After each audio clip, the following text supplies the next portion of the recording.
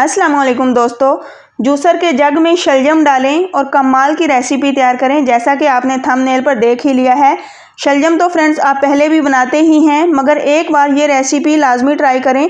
यकीन करें आपको ऐसा लगेगा जैसे बीफ का कीमा खा रहे हों। तो चलें फिर देख लेते हैं कि हम ये ज़बरदस्त रेसिपी किस तरह तैयार करते हैं। बिस्मिल्लाहिर्रहमानिर्रहीम। तो सबसे पहले फ्रेंड्स हम अपने बर्तन में डाल देंगे शलजम। आधा किलो मैंने शलजम लिए हैं। इनको छीलने के बाद जस्ट 4-4 हिस्सों में मैंने काट लिया है, यानी कि साइज़ बड़ा ही रखना है। आप चाहें तो 2 हिस्सों में भी इसको काट कर डाल सकते हैं।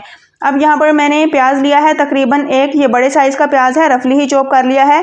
एक बड़े साइज़ का टमाटर लिया है, ये भी मैं पूरा ही इसमें डाल दूंगी। लहसुन अदरक है मेरे पास हस्बे ज़रूरत, और तकरीबन 5 से 6 अदद हरी मिर्चें हैं। तो ये सारी चीज़ें मैं ऐसे ही डाल दूंगी, साबुत ही इसमें डालेंगे, कोई इन्हें पीस कर कूट कर डालने की ज़रूरत नहीं है। अब यहाँ पर हम इसकी सीजनिंग करते हैं, जिसमें नमक मैंने ऐड किया है आधा चम्मच। आप हस्बे ज़रूरत नमक और मिर्चें वगैरह ले सकते हैं। तो आधा चम्मच ही मैं यहाँ पर लाल मिर्च पाउडर ऐड करूँगी। हल्दी पाउडर तकरीबन 1 टीस्पून इसमें ऐड करूँगी। तो इसके साथ ही फ्रेंड्स यहाँ पर साबुत धनिया इसमें ऐड करेंगे, ये भी आधा चम्मच है और ये साबुत ही मैंने डाल दिया है। तो साबुत जीरा यहाँ पर ये भी तकरीबन आधा चम्मच ही मैंने डाल दिया है। अब यहाँ पर फ्रेंड्स हम इसमें पानी ऐड करेंगे, तो थोड़ा सा बिल्कुल पानी डालना है, तकरीबन आधा गिलास ये पानी है। ये इसलिए डाल रहे हैं जब तक शलजम का अपना पानी नहीं निकलना तो हमारी सब्ज़ी वगैरह नीचे ना लगे। तो वैसे शलजम का अपना पानी निकलेगा, उसी में ये बहुत अच्छे से सॉफ्ट हो जाते हैं। अब यहाँ पर ढककर फ्रेंड्स हम इसको इसी तरह छोड़ देंगे तकरीबन 10 मिनट के लिए मीडियम टू लो फ्लेम पर। एक बार इसको बॉयल आने तक हाई फ्लेम रखेंगे, फिर 10 मिनट तक हम इसको friends medium to low flame पर कुक करेंगे। तो आप यहाँ सोच रहे होंगे कि ये कैसी रेसिपी है, तमाम चीज़ें इसने साबुत ही ऐड कर दी हैं। तो फ्रेंड्स मैं कहती हूँ कि एक बार आपने मेरे कहने पे इसको लाजमी ट्राई करना है। यकीन करें आप हर बार ऐसी ही रेसिपी बनाना पसंद करेंगे। अब यहाँ पर 10 से 15 मिनट के बाद मैंने इसको खोल लिया है और आप चेक करें ये बहुत अच्छे तरीके से सॉफ्ट हो चुके हैं। कितनी आसानी के साथ मैं इसको मैश कर रही हूँ, तो ये मैश होते जा रहे हैं, मतलब कि ये तमाम चीज़ें बहुत अच्छे से कुक हो चुकी हैं। अब यहाँ पर हमने टमाटर का छिलका हटा देना है, या फिर अगर आप चाहें तो इसमें से हरी मिर्चों को भी निकाल सकते हैं, क्योंकि उनका रस जितना भी था वो इस रेसिपी में आ चुका है। तो यहाँ पर टमाटर का छिलका निकालने के बाद फ्रेंड्स हम इसको छोड़ देंगे तकरीबन 10 मिनट के लिए, ताकि इसकी स्टीम वगैरह निकल जाए और ये अच्छे से ठंडी हो जाए। तो अब यहाँ पर बारी आ चुकी है कि हमने इसको जूसर के जग में डालना है। और ये क्यों डालना है, क्योंकि फ्रेंड्स हम इसकी बड़ी ज़बरदस्त सी एक पेस्ट सी रेडी करेंगे, जिससे आपको ऐसा फील होगा कि आप कीमा खा रहे हों। बहुत ही मज़ेदार इस तरह ये रेसिपी तैयार होती है। तो तमाम सब्ज़ी मैंने इसके अंदर डालकर इसकी पेस्ट रेडी कर ली है। अब इस पेस्ट को हम साइड पे रखते हैं और यहाँ से ही दूसरा स्टेप शुरू होता है, जिसमें हमने कढ़ाई में तकरीबन आधा चम्मच कुकिंग ऑयल डाल दिया है। ऑयल जैसे ही गर्म हो चुका है तो अब हम इसमें आलू ऐड करेंगे। तो फ्रेंड्स मैंने यहाँ पर आधा किलो आलू लिए हैं, इनको छील कर काट लिया है। तो आप चाहें तो इनको बारीक भी काट सकते हैं। अच्छा, अगर आप इस रेसिपी में आलू नहीं भी यूज़ करना चाहते तो आप इन्हें स्किप कर सकते हैं। तो आलू को ऑयल के अंदर डालकर हम यहाँ पर इसकी भुनाई करेंगे। 3 से 4 मिनट हमने इसको इसी तरह हिलाते हुए भूनना है, जिससे एक तो इसका कच्चापन ख़त्म हो जाएगा और दूसरा इसके अंदर बड़ा अमेजिंग सा टेस्ट डेवलप हो जाता है। और तीसरी बात यह कि इसका बड़ा ही शानदार सा गोल्डन सा कलर आ जाएगा। तो इस तरह रेसिपी और भी रिच लगेगी और भी ऑसम लगेगी। तो आपने ये काम लाजमी करना है। तो इसी तरह मैं इसको हिलाते हुए 2 से 3 वक्फों में इसकी भुनाई करूँगी।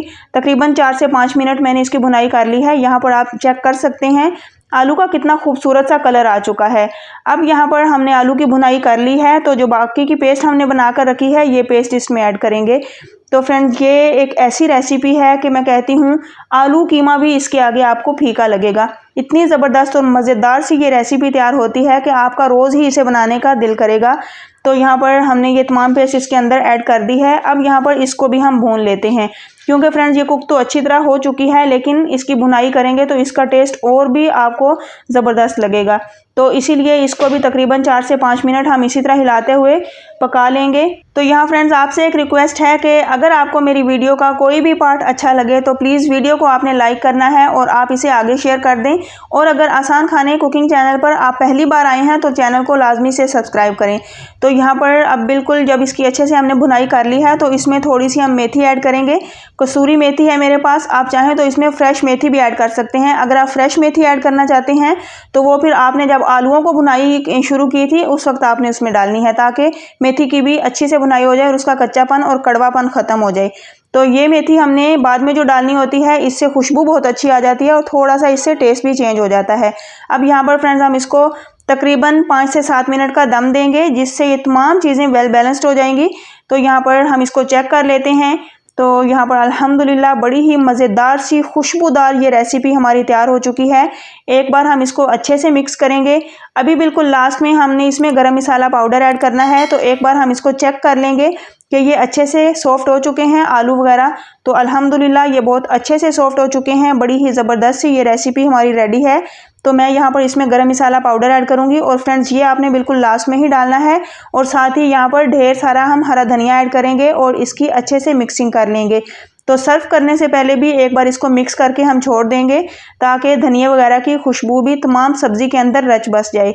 तो अल्हम्दुलिल्लाह बड़ी ही ज़बरदस्त किस्म की हमारी शलजम की रेसिपी रेडी हो चुकी है।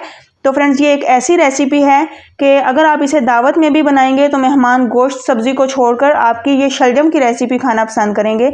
इतनी मज़ेदार और खुशबूदार लजीज ये रेसिपी तैयार होती है कि आप लोगों की सोच है। तो अक्सर घरों में ऐसा होता है कि कुछ अफराद शलजम खाते हैं और कुछ बिल्कुल भी पसंद नहीं करते, लेकिन अगर आप इस तरीके से ये रेसिपी बनाएंगे तो मैं कहती हूँ सब उंगलियां चाटने पर मजबूर हो जाएंगे।